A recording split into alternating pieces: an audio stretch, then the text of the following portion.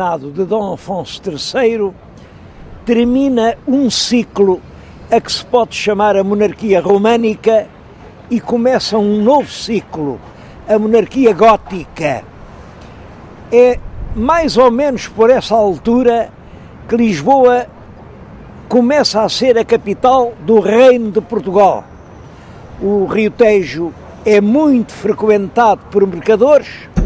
El Rei vive aqui neste castelo, um castelo que já vinha do tempo dos mouros, embora por vezes ande pelo país. Os altos tribunais têm a sua sede em Lisboa. Não é possível estabelecer uma data certa do momento em que Lisboa funciona como capital do reino, mas a data de 1255 deve andar muito perto da verdade.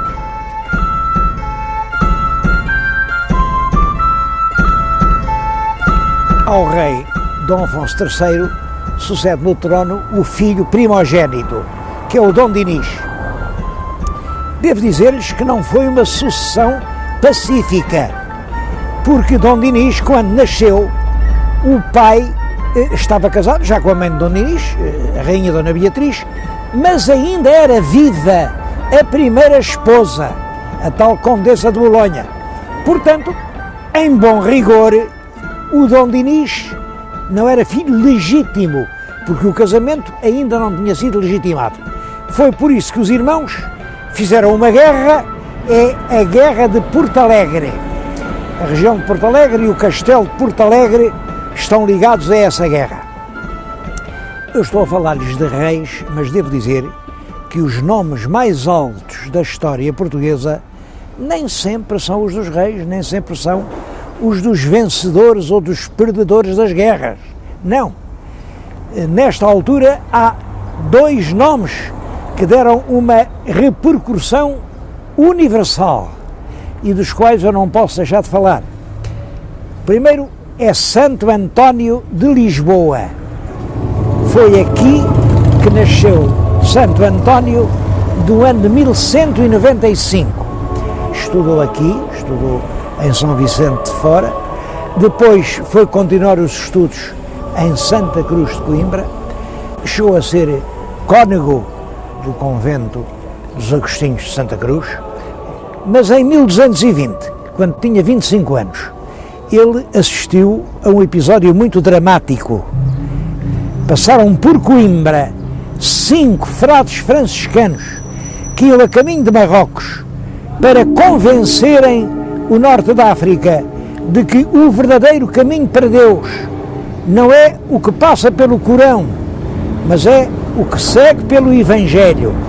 É claro que, naturalmente, estes pregadores foram mortos e os cadáveres regressaram por Portugal à Europa e voltaram a estar em Coimbra.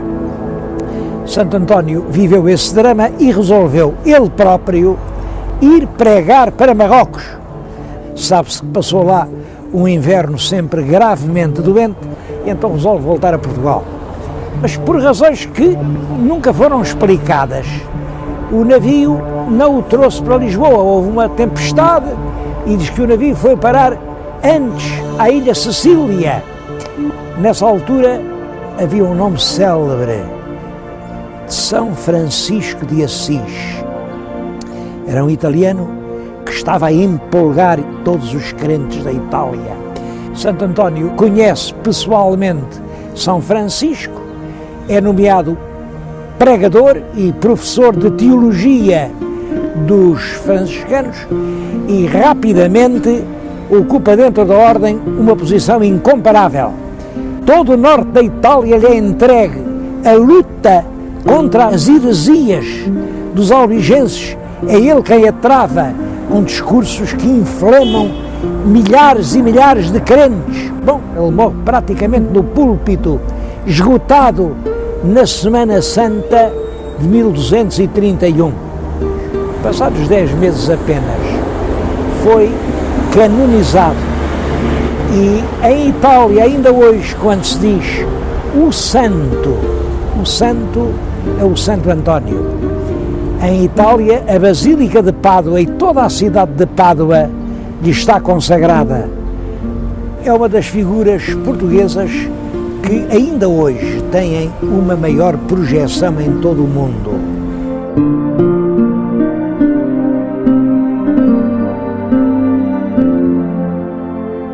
Uma outra grande figura de português do século XIII é Pedro Spano.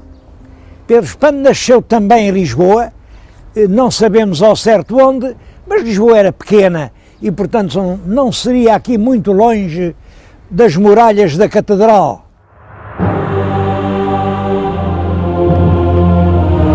Ele era filho de um médico de Lisboa e veio a ensinar medicina e lógica em várias universidades da Europa. Adquiriu com isso um prestígio tão grande que veio a ser eleito Papa no ano de 1277. É o Papa João XXI. Como lógico, deixou uma obra que durou séculos. Quando eu era estudante liceal, nós ainda aprendíamos os silogismos. Os professores obrigavam-nos a aprender uma cantilena para nós sabermos quais eram os modos válidos do silogismo. Eu ainda me lembro dela: Bárbara, celarende, dari, ferio, cesares, camestres, festino, barroco. As vogais de cada uma destas palavras indicavam os modos válidos. É claro que esta cantilena é apenas uma mnemónica. Mnemónica quer dizer um artifício para as pessoas se lembrarem. Mas quando um artifício inventado por um professor é aprendido pelos estudantes 700 anos depois de ele ter vivido, é porque era realmente um grande professor.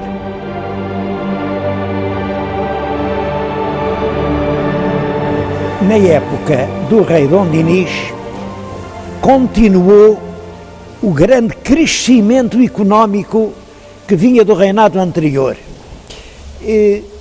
Os dois reinados juntos, Dom Afonso III e Dom Dinis, prefazem 77 anos e pode realmente dizer-se que durante esse longo período Portugal nunca deixou de crescer. Eu estou a dizer-vos isto aqui num ambiente bem dionisino. É um claustro mandado fazer pelo rei Dom Dinis no mosteiro de Alcobaça e que dá perfeitamente na sua grandeza, na sua solidez, uma imagem dessa época. O comércio desenvolveu-se muito. Em 1293, o rei confirmou a Bolsa Marítima. A Bolsa Marítima era uma organização dos mercadores portugueses que faziam um depósito de uma parte dos seus lucros para cobrir os prejuízos das viagens. Há muitos outros sinais de progresso. A língua portuguesa, o nosso idioma, é declarado idioma oficial e é essa língua que se passa a usar nos documentos públicos, em vez do latim. Em 1288, o rei Dom Dinis conseguiu do Papa autorização para que funcionasse em Portugal o primeiro estudo geral. Como sabem, é a origem da nossa universidade. As fronteiras terrestres foram delimitadas pelo Tratado de Alcanices. A partir daí, o Portugal continental teve praticamente a mesma configuração e nós somos uma das nações do mundo com mais antigas fronteiras. Um outro ato importante desta época é a criação da Ordem de Cristo, porque o Papa tinha extinguido os templários e tentava confiscar os seus bens. O rei Dom Dinis tinha acabado a guerra com os mouros em terra, com a conquista do Algarve, Mas essa guerra prosseguia no mar e quem estava especialmente incumbido da guerra contra os mouros eram os templários e agora os cavaleiros da Ordem de Cristo. E é por isso que os navios dos descobrimentos ainda trazem nas velas a cruz da Ordem de Cristo.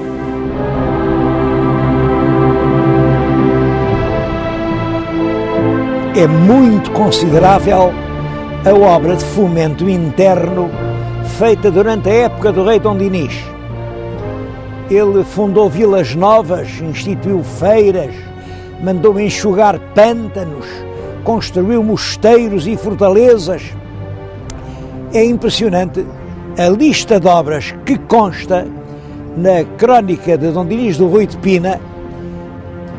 Ele construiu Serpa, e Moura, e Olivença, e Campo Maior, Monforte, Arronches, Porto Alegre, Marvão, Castelo de Vide, e Borba, Vila Viçosa, Arraiolos, Alandroal, Monsaraz e a Jurumanha, e fez a Torre da Beja, e na Beira ainda fez Avô e o Sabugal e Castelo Rodrigo. Eu só não continuo a lista até ao fim, porque não posso preencher este tempo só com o reinado de Dom Dinis. Mas é, na verdade, uma obra muito notável.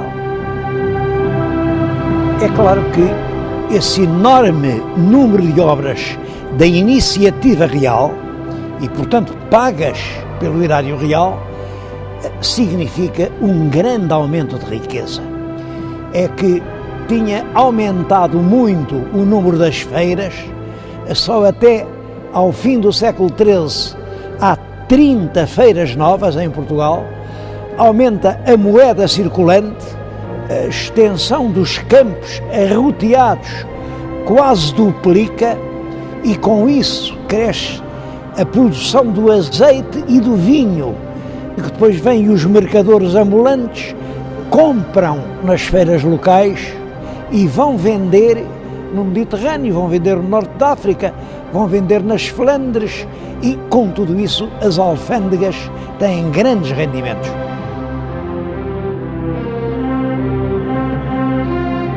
O rei de Portugal casou com uma filha do rei do Aragão, a princesa Isabel. Vem a ser a famosa Rainha Santa. Esse casamento fez-se primeiro por procuração em Barcelona e depois realizou-se com uma grande solenidade na vila portuguesa de Trancoso.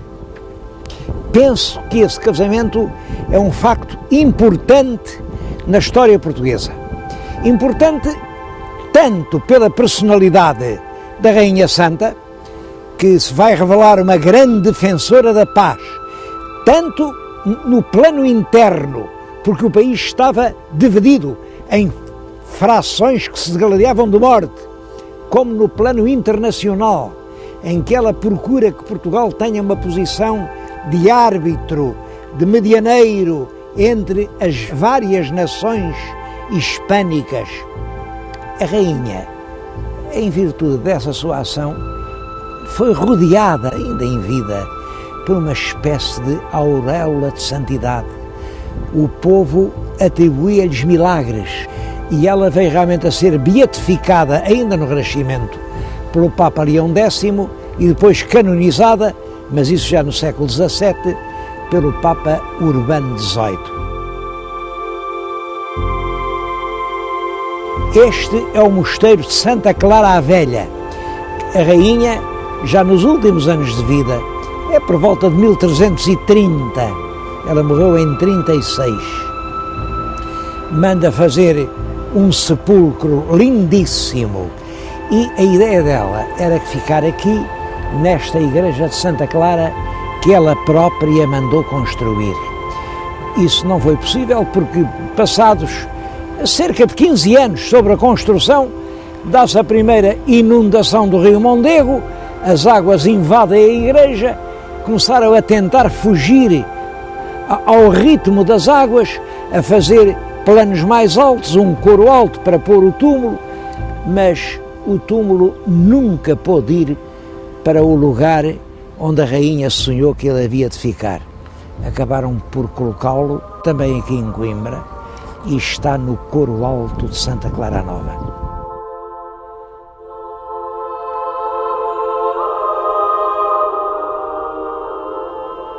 O reinado de Dom Dinis termina tragicamente. O rei Dom Dinis, da esposa, tinha um único filho, o Dom Afonso, que era, portanto, o futuro rei de Portugal. Mas fora do casamento tinha vários filhos bastardos e tinha uma grande predileção por um deles, que era realmente um homem de grandes qualidades, que era o Dom Afonso Sanches. Uma predileção tão grande que chegou a pegar nesse filho bastardo e a nomeá-lo mordomo-mor do reino.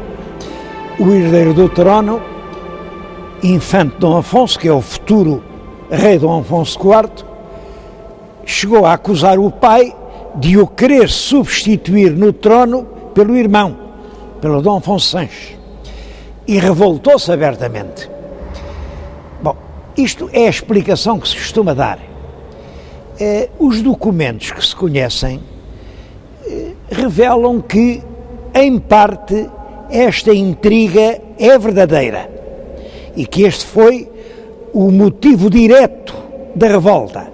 Mas é claro que, por detrás da Guerra Civil, havia contradições muito mais profundas. A acusação que o infante revoltado fazia ao rei seu pai era a de que ele não governava com justiça. Essa expressão governar com justiça tem na época muitas vezes o sentido de manter o equilíbrio entre grandes e pequenos. Na realidade, é certo que a partir do início do século XIV, ano de 1300, o rei Dom Dinis deixa de convocar as cortes, dá realmente proeminência aos grandes nobres, faz grandes doações e alguma razão tinha realmente o infante e as forças que o apoiavam para se revoltar. A guerra, com pequenos intervalos, durou desde 1320 a 1324. O rei teve que expulsar do país Dom Afonso Sanches, teve que afastar os ministros mais odiados pelo povo. Penso que o sentido dessa tão mal conhecida guerra civil só pode ser o seguinte: o grande progresso económico tinha feito crescer a nação plebeia, mas tinha ao mesmo tempo arruinado a nação fidalga. Por isso, na véspera do último combate em Santarém, foram contar as lanças. Do lado do rei só havia 40 lanças. Do lado do povo havia 320 lanças. O povo tinha vencido mais uma vez.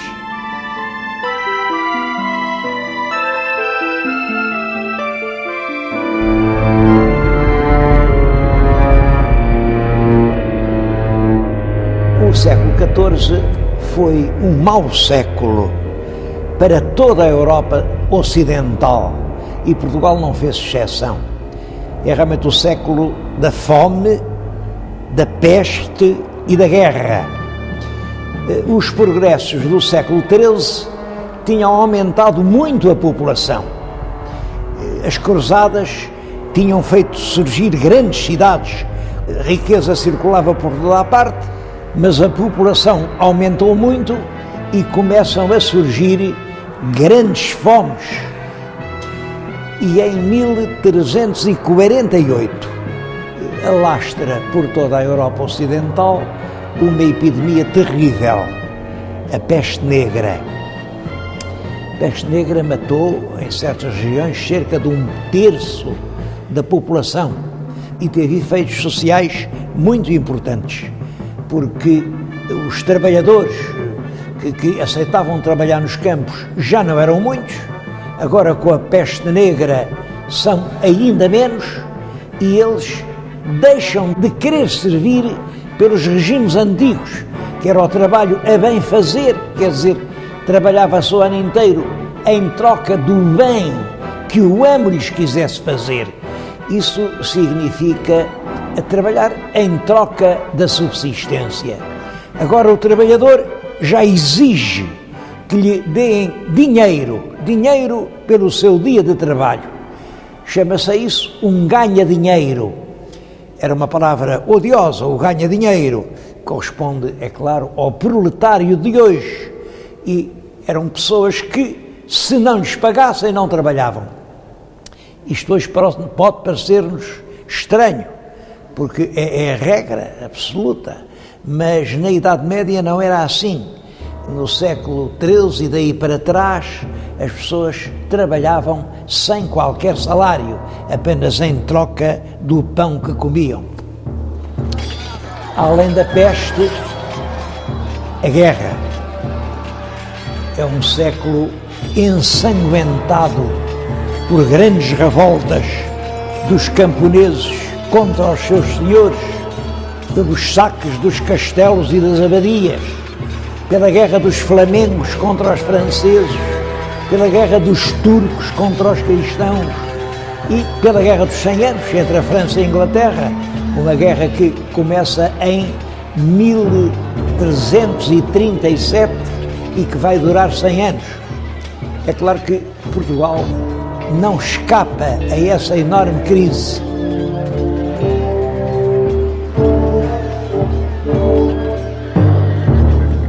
O novo rei, Dom Afonso IV, começou a reinar em 1325.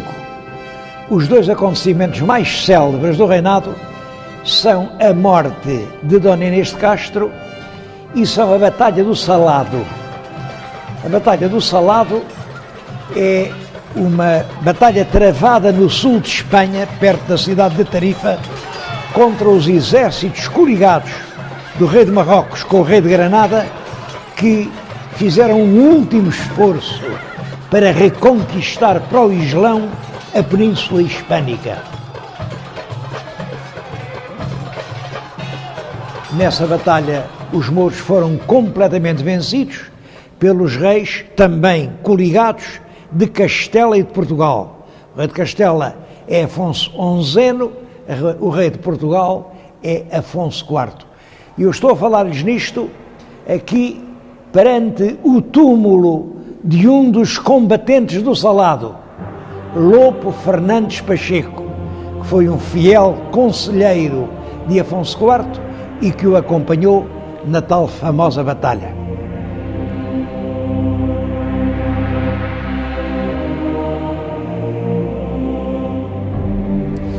A morte de Inês de Castro deu-se no ano de 1355.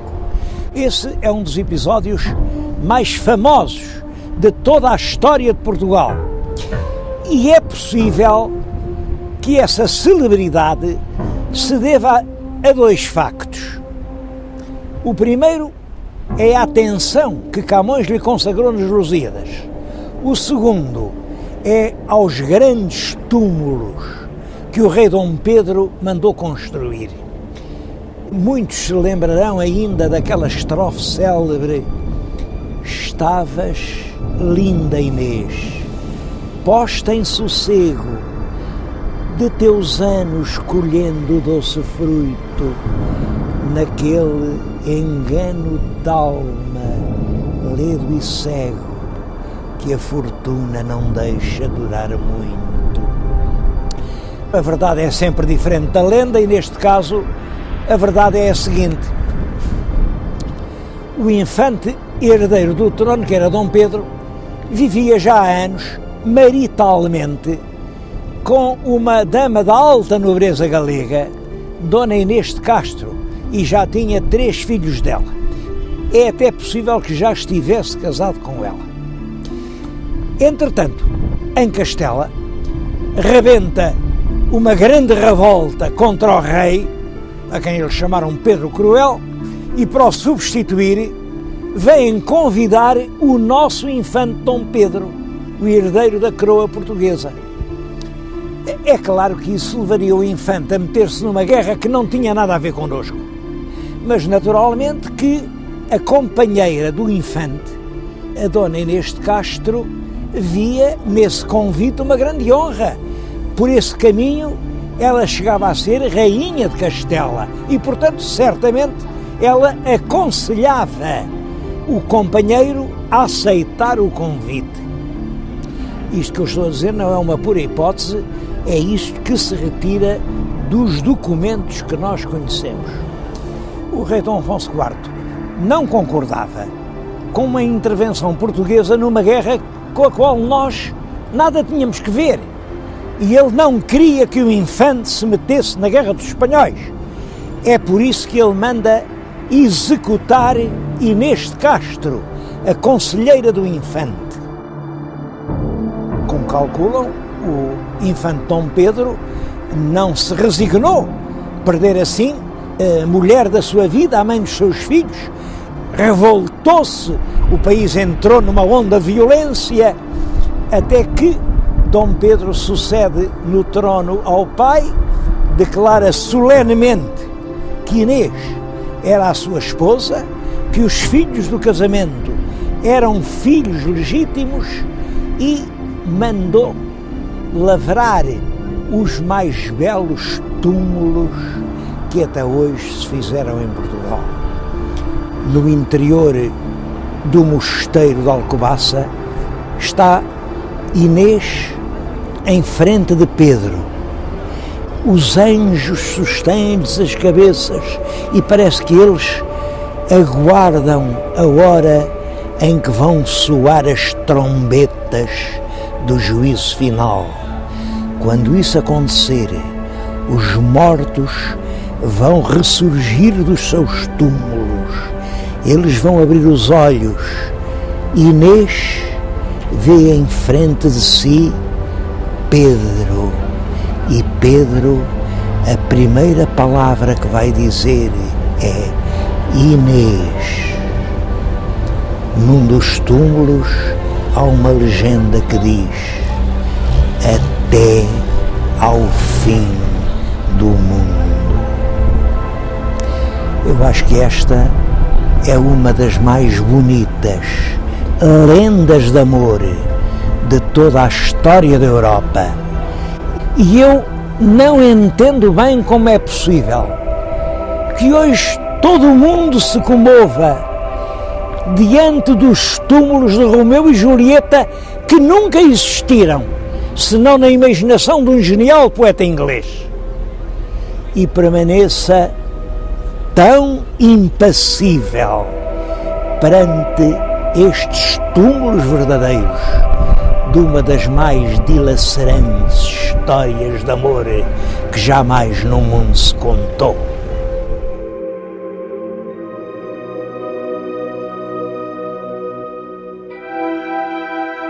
A Dom Pedro sucedeu o filho, Dom Fernando, que ocupou o trono português desde 1367 a 1383. Portanto, durante 16 anos. Foi um curto e triste reinado. Foi a propósito deste rei que Camões escreveu nos Lusíadas: o fraco rei faz fraca a forte gente.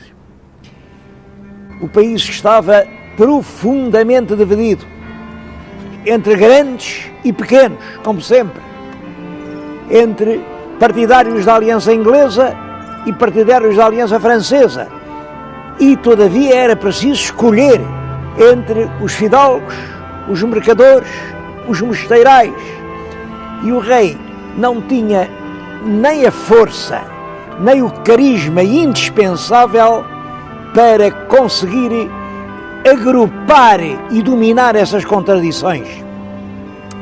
Além disso, ele praticou 3 grandes erros que agravaram muito a atmosfera política do seu tempo. O primeiro erro foi envolver-se em 3 guerras com Castela. 3 guerras perdidas e nas quais ele se portou sem valentia, sem inteligência. O segundo erro foi o casamento com Dona Leonor Teles de Menezes. É que acontece isto: o rei já por 2 vezes tinha contratado os seus casamentos. Da primeira vez com uma Dona Leonor que era filha do rei de Castela. Da segunda com outra Dona Leonor, uma Dona Leonor que era filha do rei do Aragão. O casamento custou um dote elevadíssimo e o dinheiro foi para lá. Mas, entretanto, o rei conheceu uma terceira Dona Leonor, que era uma grande fidalga portuguesa, mas que já estava casada com um fidalgo da Beira, João Lourenço da Cunha. O rei conheceu-a, apaixonou-se e resolveu casar com ela. O povo não concordava com esse casamento, porque achava que o rei casar com uma mulher já casada não era muito digno. Eu acho que por detrás desse pretexto havia uma razão mais forte. É que desde sempre existia em Portugal uma forte pressão entre as classes populares e a alta nobreza. E Dona Leonor Teles de Menezes pertencia realmente à alta nobreza. E o conflito que se desenvolve a pretexto do casamento revela toda a força dramática desse conflito a que Fernão Lopes chamou o grande desvairo entre el rei e o povo. É que quando em Lisboa constou que o rei se ia casar, estalou uma revolta e 4.000 mesteirais, mesteiral quer dizer homem de mistério, não é um agricultor, é um homem de ofício popular. 4.000 mesteirais armados, cada um com o que tinha, juntam-se em protesto diante do Paço Real. O rei manda-se informar e finge que está disposto a ouvir as queixas do povo, mas manda-lhes dizer: vocês amanhã, cada tarde, juntam-se todos no adro da igreja do convento de São Domingos e eu vou lá ouvir o que é que vocês têm para me dizer. À hora marcada, o adro de São Domingos era um mar de gente. Todos queriam ouvir como é que o rei explicava aquela situação. A tarde já estava a chegar ao fim quando se soube a odiada notícia. O rei tinha enganado o povo. Ao raiar da madrugada, saíra por uma porta escondida do Paço Real e, com Leonor Teles, ia já longe de Lisboa, a caminho do norte do país. O alfaiate Fernão Vasques, que era quem tinha sido encarregado de expor as razões populares, não pôde fazer o seu discurso. Vieram soldados reais, prenderam-no e cortaram-lhe a cabeça à machadada. Mas não foi só Fernão Vasques. Os documentos falam-nos em cabecilhas do motim, que por essa razão foram justiçados. Os documentos dizem só justiçados, mas nós todos sabemos qual era a justiça que se fazia no caso de revolta contra o rei. Era a ponta da corda da forca para os plebeus ou o gume da machada para os fidalgos. Mas eu referi-me a 3 erros. Penso que o terceiro erro foi a publicação da Lei das Sesmarias. Não é conhecida a data exata, mas segundo a indicação de Fernão Lopes, é de cerca de 1375.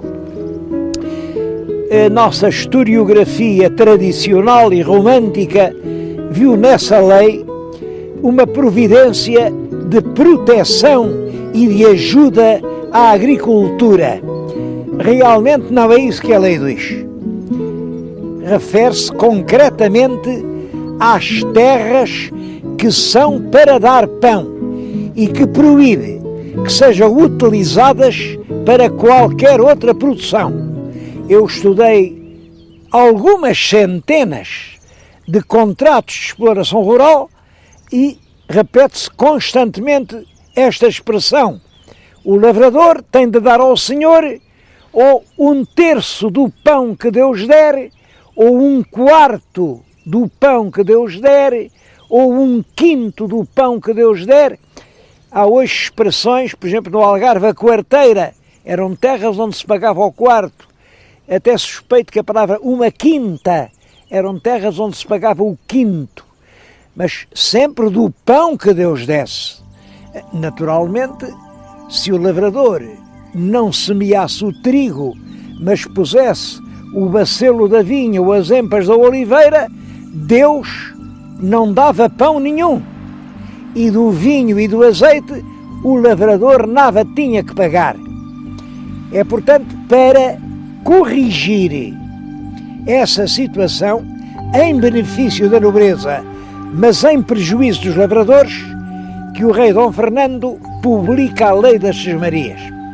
Mas reparem, se o lavrador pratica uma lavoura que dá altos lucros, como o vinho e o azeite, pode pagar altos salários.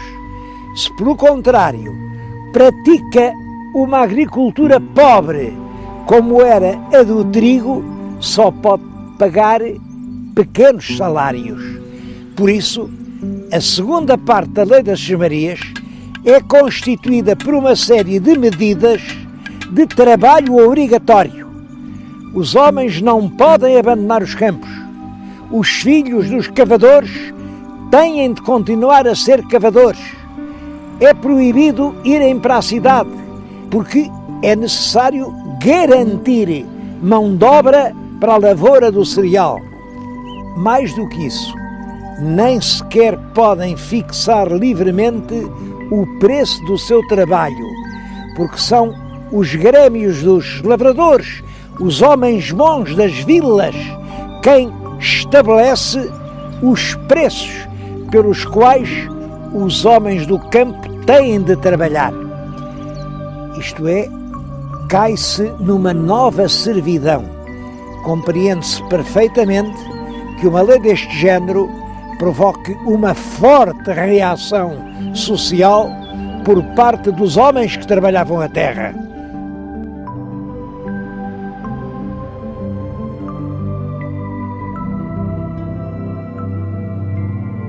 Dom Fernando morreu, parece que minado pela tuberculose, nos primeiros dias de outubro do ano de 1383.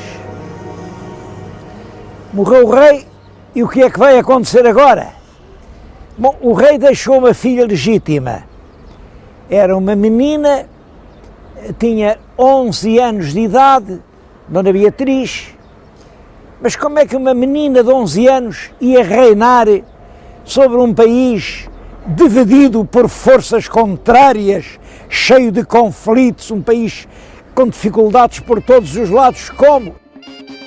É claro que o pai e a mãe pensaram nisso e resolveram ajudar a filha de uma forma que lhes parecia segura, que era casá-la com um homem que fizesse respeitar os seus direitos de rainha inteiramente.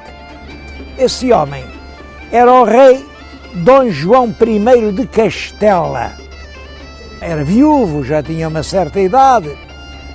É claro que a independência de Portugal corria algum perigo com o facto da jovem rainha portuguesa estar casada com o experiente rei de Castela. Mas os nossos diplomatas e os nossos políticos encontraram uma forma muito hábil. Foi negociar um tratado muito completo, muito penorizado, muito prudente, que eram os famosos trautos. Os trautos diziam isto: quem fica a reinar realmente em Portugal é a rainha viúva Dona Leonor Teles. Enquanto não tiver um filho varão com 14 anos de idade, esse filho varão deve ser sempre educado em Portugal, de maneira que saia um perfeito português. Quando o rapaz tiver 14 anos, a rainha cede-lhe o poder e, portanto, Portugal continua a ter um rei português. Era realmente um sistema engenhoso e esperto. Simplesmente o povo não acreditava lá muito nessas espertezas dos diplomatas. O povo pensava, que diabo, se o rei for castelhano, quem manda em Portugal são os castelhanos, o resto são histórias. E por isso, quando, passados 8 dias sobre a morte do rei, vieram fazer a aclamação da rainha, vinham os fidalgos à frente e diziam: Arraial, por Dona Beatriz, rainha de Portugal. E ninguém respondia: Arraial, por Dona Beatriz. Noutras cidades, os fidalgos bem se esforçavam, mas o povo rosnava: Arraial, quem cujo reino for levá-lo-á. Quer dizer, quem tiver direito ao trono é que vai ficar com ele. E houve mesmo cidades onde o povo respondia em plenas vozes: Arraial, por Dom João, rei de Portugal. Esse Dom João era o filho mais velho do Dom Pedro e da Dona Inês de Castro. Ele estava homiciado em Castela, porque aqui tinha morto uma mulher com quem estava casado, isso aqui é verdade, tinha morto em Coimbra a Maria de Teles e tinha fugido para Castela.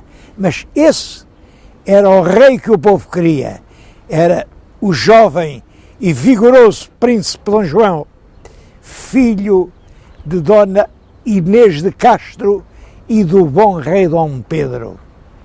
Claro que lá em Castela, logo que souberam que aqui o aclamavam, meteram-no na cadeia. O pobre rei Dom Fernando morreu. Morreu o rei, ficou a rainha Leonor Teles. Determinada, corajosa, mas quem a aconselha é o conde João Fernandes Andeiro. Ele é da Galiza. Deram-lhe aqui o título de Conde de Orém.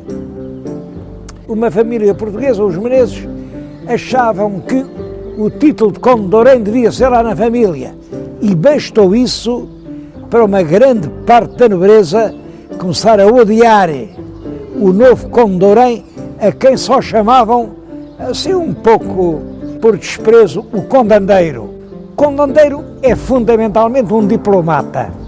Conhece bem a Inglaterra, conhece bem a França e, sobretudo, está consciente da gravidade das soluções que ele tem de tomar. A Europa mergulhou na Guerra dos 100 Anos. Portugal tinha o seu comércio marítimo muito dependente da navegação no Mar do Norte. E quem manda no Mar do Norte são os navios da esquadra inglesa. Se, portanto, nós não tivermos o apoio inglês, não vamos exportar nem mais uma pipa de vinho, nem mais uma barrica de azeite, nem mais um fardo de pão. O Andeiro, primeiro, inclina-se para a aliança inglesa, e é daí que vem a nossa velha aliança com a Inglaterra. Mas a verdade é que isso provoca invasões espanholas, e os ingleses não nos vêm ajudar. Por isso, ele volta-se agora para Castela, tenta negociar acordos e alianças, mas, naturalmente, agora os burgueses não concordam.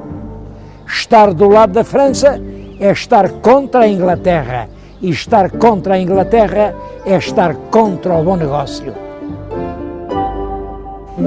Era, portanto, preciso mudar de projeto político. Mas para mudar de projeto político, tinham de sacrificar o conde João Fernandes Andeiro. Devo dizer que a crónica de Fernão Lopes conta as coisas de uma forma diferente. O que diz é que a rainha Leonor Teles era amante do conde João Fernandes Andeiro e que, portanto, os burgueses de Lisboa, muito indignados com aquele adultério, que coisa horrorosa, então uma rainha viúva há tão pouco tempo, metida lá com o Andeiro, e que resolveram matar o Andeiro. De facto, há sempre uma pequena intriga por detrás de um grande interesse. E não há dúvida que aqui o que está em jogo é a política fundamental do país perante a Guerra dos 100 Anos. À frente dessa conspiração para mudar os rumos da política nacional está Álvaro Paes, um armador de navios, um capitalista de Lisboa, mas estão também os dois grandes chefes da nobreza portuguesa. Está o Conde Barcelos, que é realmente o chefe do poderoso clã dos Menezes, a que pertence a rainha, e está o Conde de Raiolos, chefe do forte clã dos Castros. Eram as duas mais importantes famílias portuguesas. Pode-se dizer que nobreza e burguesia chegaram a acordo no sentido de uma mudança política. É claro que havia uma dificuldade. Como é que eles iam matar o Conde Andeiro? O Conde Andeiro vivia no Paço. O Paço é fundamentalmente ainda este centro de estudos judiciários, embora já muito desfigurado. Chamava-se naquela altura o Paço de Apar de São Martinho. Ora, como é que se vai entrar num palácio que tem a sua guarda? Eles engenharam um plano muito hábil. Momentos antes do mestre Davis, que era a pessoa escolhida para matar o conde, entrar no palácio, punham escudeiros a correr aqui, estas ruas de Alfama, a correr e a clamar: acudam ao paço que mata o mestre, que é filho de El Rei Dom Pedro, e toda a gente corre ao paço. O Paço de Limoeiro é rodeado de uma enorme multidão, obrigou os sinos de todas as igrejas a tocarem a rabate, até que, é claro, sentindo a multidão cá fora a ulular, o mestre sentiu-se seguro, lá matou o conde João Fernandes Andeiro e assomou uma daquelas janelas e disse: aquietai-vos, amigos, vivo e são sou, graças a Deus. Saiu do palácio, a multidão seguia como quem segue o Messias. Alguns diziam entre si: tomemos este homem e façamo-lo rei. É claro que isso era difícil, porque havia irmãos do mestre Davis que tinham mais direitos do que ele, que eram os filhos de Inês de Castro. Mas esses filhos estavam em Castela, tinham sido presos.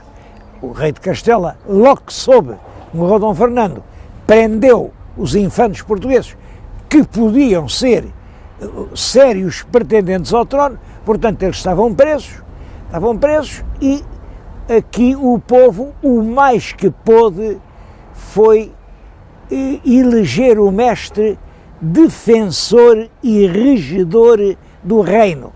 Bom, estas palavras, defensor, carregado da defesa contra Castela, e regedor, encarregado de o reger. Reger, claro, enquanto não vinha o rei que tinha sido escolhido, que era o filho de Dom Pedro e Dona Inês de Castro, infante Dom João. Naturalmente, isto é uma revolução em Lisboa, uma revolução completa, e o rei de Castela invade Portugal, vem pôr cerco a Lisboa, o cerco dura meses, a cidade passa terríveis provações, mas não há dúvida de que o mestre Davis portou-se com valentia e, a certa altura, começa a cair uma peste mortal. E o rei de Castela, antes que a peste lhe acabasse com o exército, ou até que a peste atingisse a rainha com quem estava casado, a rainha portuguesa, resolveu ir outra vez para a Espanha para refazer as suas forças. O mestre Davis não perdeu tempo. Mandou reunir cortes em Coimbra. Em Coimbra havia um palácio real, o Paço Real da Alcáçova. Este aspecto que atualmente se vê é quase todo do tempo do Marquês de Pombal. Mas o conjunto fundamental do edifício é ainda o Palácio Real da cidade, onde o mestre Davis mandou reunir as cortes de 1385. E o que ele pôs aí foi este problema. O trono está vago. Quem deve ser rei de Portugal? Apresentou um advogado muito inteligente, muito hábil, que era o João das Regras. E o João das Regras disse, bom, a rainha Dona Beatriz não, porque está casada com o rei de Castela, é um perigo. Os filhos de Dom Pedro e da rainha Inês de Castro também não, porque o Dom Pedro, afinal, não casou com a Inês de Castro, portanto, eles são filhos bastardos. Se ninguém tem direito ao trono, vamos escolher o homem com mais qualidades, que é Dom João Mestre de Avis. E assim foi. O Mestre de Avis foi eleito rei de Portugal. E começa assim uma nova dinastia, que é a dinastia de Avis. Entretanto, o rei de Castela volta a invadir Portugal, agora com grandes forças, mas os portugueses vão se postar no lugar estratégico, escolhido com muita habilidade pelo condestável, isto é, o chefe do exército, Dom Nuno Álvares Pereira, um dos poucos fidalgos que estavam do lado de Dom João I. E no dia 14 de agosto de 1385, deu-se a Batalha de Aljubarrota. Essa batalha representou o triunfo completo das forças portuguesas e marcou praticamente o triunfo da independência de Portugal, porque a guerra continuou nas primaveras de cada ano, em campanhas jamais mortiças. É em 1411 que se faz a paz definitiva entre os reis de Portugal e de Castela e que Castela reconhece a Portugal o direito de ter um rei português.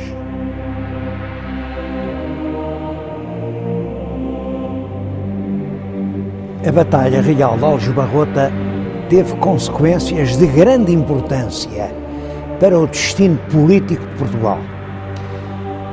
Por um lado, resolveu o problema dinástico a favor da independência portuguesa. Por outro lado, colocou no trono uma nova dinastia, a dinastia de Avis. Mas, sobretudo, essa dinastia vem a imprimir um novo rumo à governação portuguesa. Para recordar para sempre essa vitória, o rei vencedor mandou construir, muito perto do lugar onde se deu a batalha, um grande monumento que ele consagrou a Santa Maria da Vitória. É um dos mais solenes e grandiosos monumentos portugueses. E El Rei Dom João I quis ter dentro dele a sua última morada. Para isso mandou construir a Mestre Huguet uma capela magnífica, grandiosa. É um dos mais extraordinários túmulos reais que existem na Europa. El Rei jaz no centro. No seu leito de morte, dá a mão à rainha. A rainha é Dona Filipa de Lencastre, da família real de Inglaterra, e a princesa que veio consolidar a aliança luso-britânica. Mas esta capela do fundador marcou para sempre a história com a lembrança de El Rei Dom João I, Dom João de boa memória porque o próprio rei fez escrever nas lajes do seu túmulo os principais acontecimentos do seu reinado, que foi realmente um dos mais longos e mais gloriosos reinados da história de Portugal.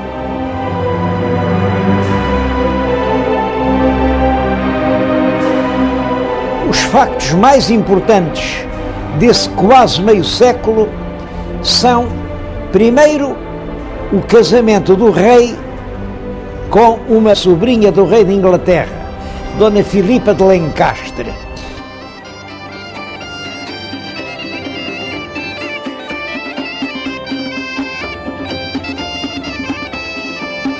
Esse casamento vem reforçar a aliança entre Portugal e Inglaterra, aliança que já tinha sido feita por el rei Dom Fernando, mas que ficou para sempre como uma das pedras angulares da política externa portuguesa.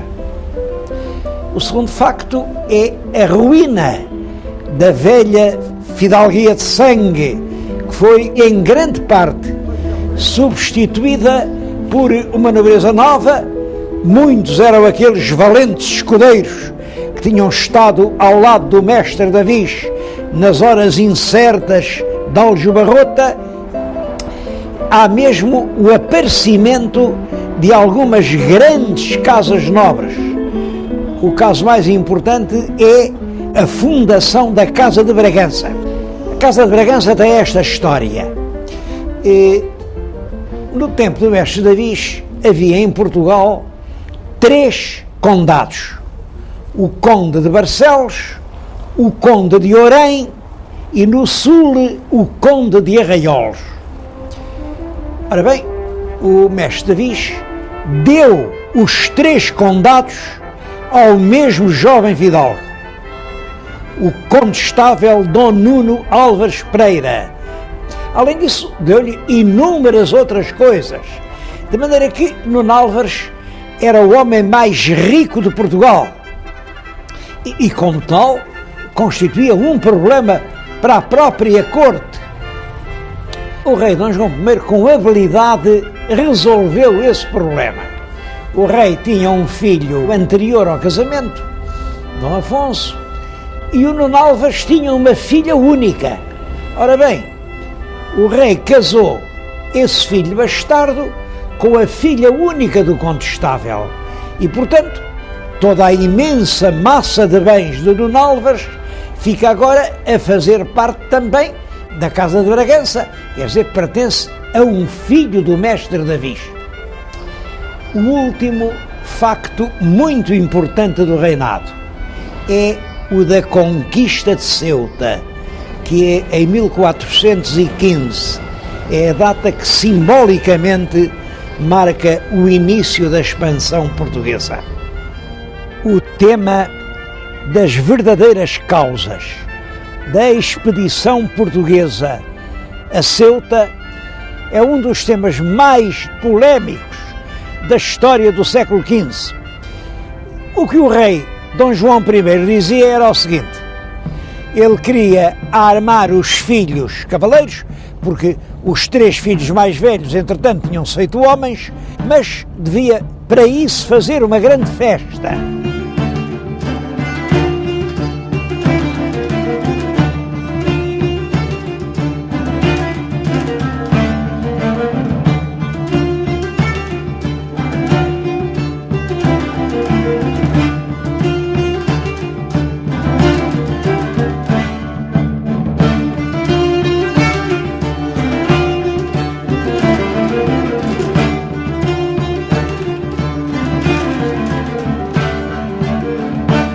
Ora bem, entenderam que melhor que uma festa, com torneios, com despesas, era uma verdadeira expedição militar.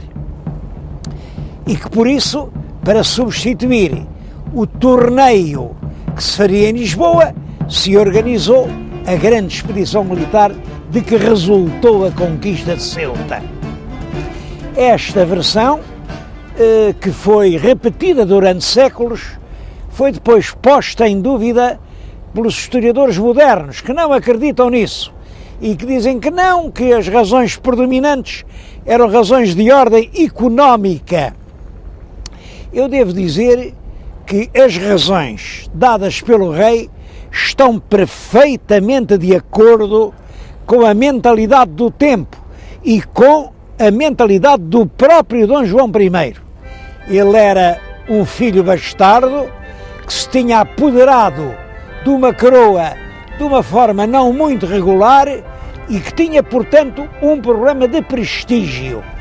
Devo dizer que ele ganhou essa batalha do prestígio e chegou a ser um dos monarcas mais prestigiosos da Europa do seu tempo.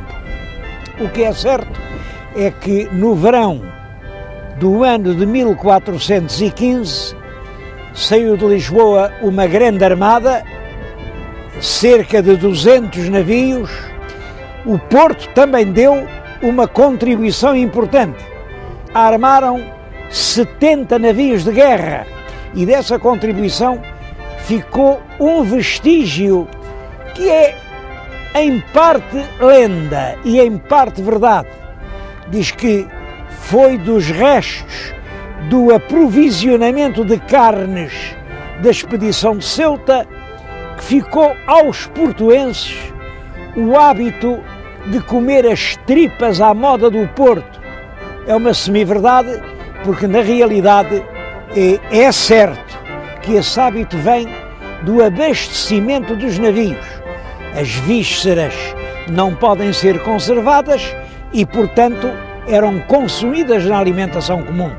Só que o abastecimento dos navios não começou com Ceuta, tinha começado muito antes, quando as expedições das cruzadas tocavam no Porto, que era uma região particularmente rica de gado. Cerca de 20 mil combatentes caíram de surpresa sobre a cidade de Ceuta. Logo pouco depois da conquista da cidade, pôs-se um problema. A cidade devia ser conservada em poder dos portugueses ou devia ser destruída e abandonada. O rei Dom João I optou por conservá-la, contra a opinião de muita gente. Por exemplo, o infante Dom Pedro dizia que aquilo era uma espécie de trocar uma boa capa por um mau capelo, porque era um grande servadouro de homens, de armas e de dinheiro, e ele tinha razão. A verdade é que Ceuta ficou isolada por todos os lados, tinha que ser abastecida de tudo e, portanto, a única forma de evitar essa situação era conquistar outras terras que pudessem amparar Ceuta. O próprio rei Dom João I, à hora da morte, fez aos filhos um apelo dramático, que voltassem a passar a África para conquistar a cidade de Arzila. Como dizia o filho de Dom João I, Dom Duarte, disto foram as derradeiras palavras que nos bem pôde dizer. Quer dizer, El Rei morre com esse apelo na boca. Ora bem, a cidade de Ceuta manteve-se sob a bandeira portuguesa desde 1415 até 1640. Com a restauração da independência, os habitantes de Ceuta preferiram continuar ligados à coroa de Castela. Na realidade, não tinham outra solução, porque eram inteiramente abastecidos através da costa de Espanha.